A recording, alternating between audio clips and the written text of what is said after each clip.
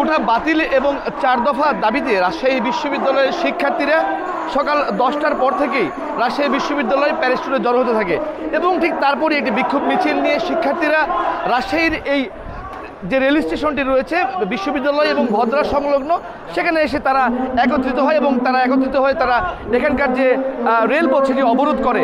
এর ফলে রাজশাহীর সাথে ঢাকা এবং দিনাজপুর এবং খুলনার সকল রেল যোগাযোগ বন্ধ হয়ে যায় এবং এর ফলে এই মুহূর্তে রাজশাহীতে 2টি ট্রেন ঢোকার অপেক্ষা রয়েছে। আমি এখন দাঁড়িয়ে আছি রংপুরের মডার্ন মোড় এলাকায়। এই এলাকার এই সড়কটি দিয়ে কিন্তু রংপুর বিভাগের 8 জেলার 7 জেলার যানবাহন এবং 7 জেলার মানুষের কিন্তু দূরপাল্লার এখান থেকে ঢাকা যাওয়ার একটি মাত্র সড়ক।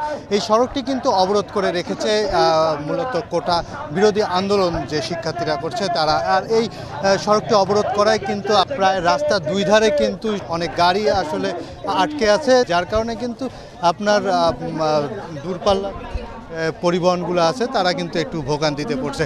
আর এই যে আন্দোলন শিক্ষার্থীরা করছে এই আন্দোলনে কিন্তু শিক্ষার্থীরা স্লোগান দিচ্ছেন কোঠা নয় মেধা চাই। এই স্লোগানে মুখরিত আসলে এই আন্দোলন স্থলটি।